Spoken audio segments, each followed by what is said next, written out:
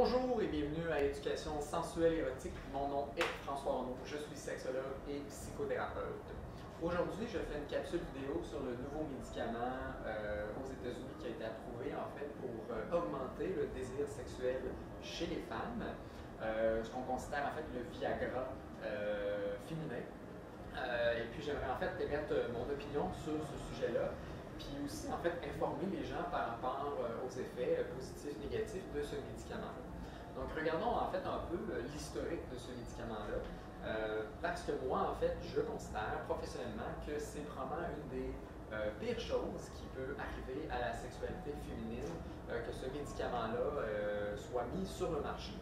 En fait, le médicament a été refusé à 2 reprises parce que les effets secondaires, qui sont assez importantes, étaient considérés trop élevés pour en fait les effets bénéfiques que ça pouvait amener.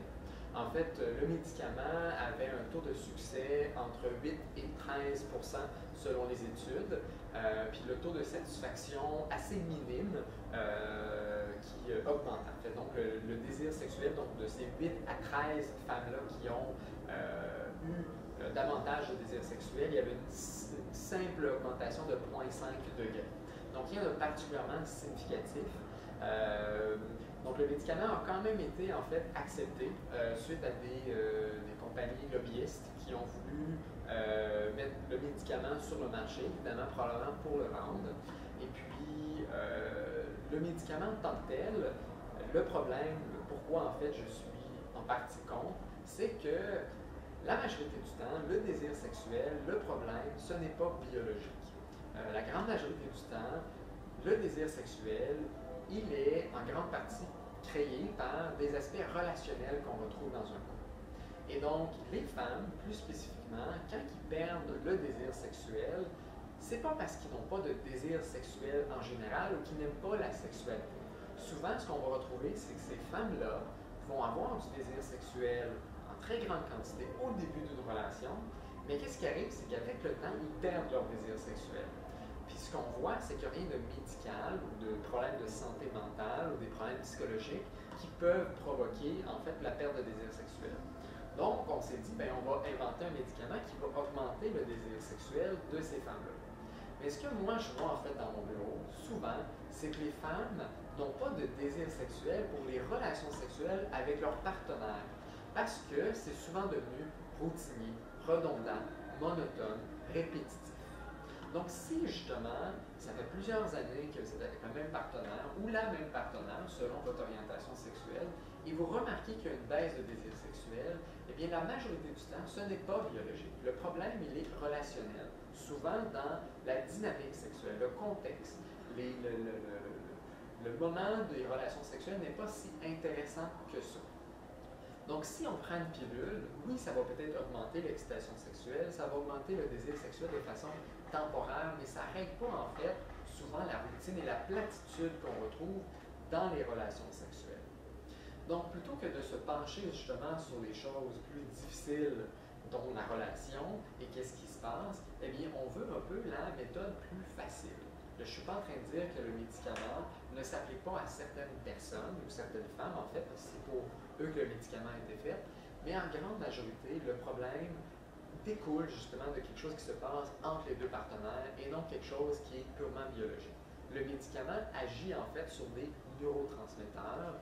C'était originalement un antidépresseur qui a été refusé.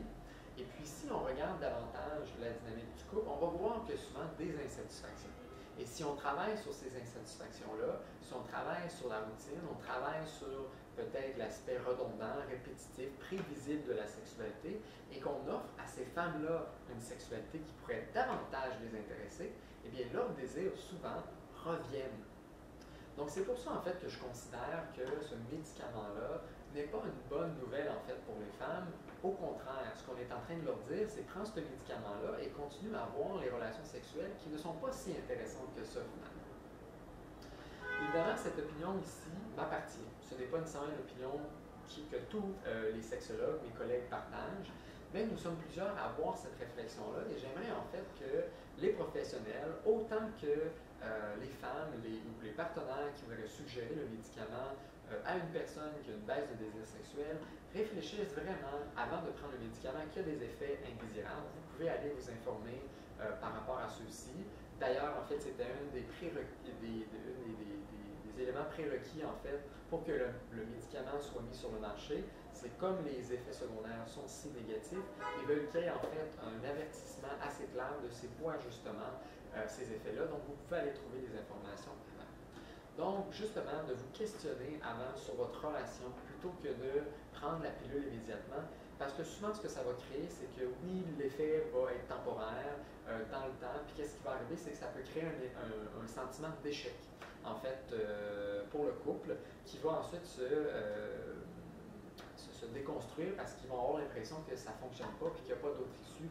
Quand en fait, l'issue souvent, c'est de regarder la dynamique relationnelle, la dynamique sexuelle pour justement améliorer la satisfaction qu'on retrouve dans la sexualité, de trouver justement un épanouissement, d'avoir plus de plaisir dans les relations sexuelles. Puis quand on a une relation qui est plaisante, bien souvent ça nous tente de recommencer. Mais quand on a des relations sexuelles qui ne sont pas intéressantes, ce qu'on a tendance à faire, c'est être démotivé comme n'importe quelle activité qu'on va faire en général. Donc j'espère que cette vidéo va susciter la réflexion autant chez le public général ainsi que les professionnels de la santé à voir peut-être d'autres solutions que d'utiliser un médicament qui va probablement créer plus de problèmes dans les couples que en fait de réellement les aider. À la prochaine!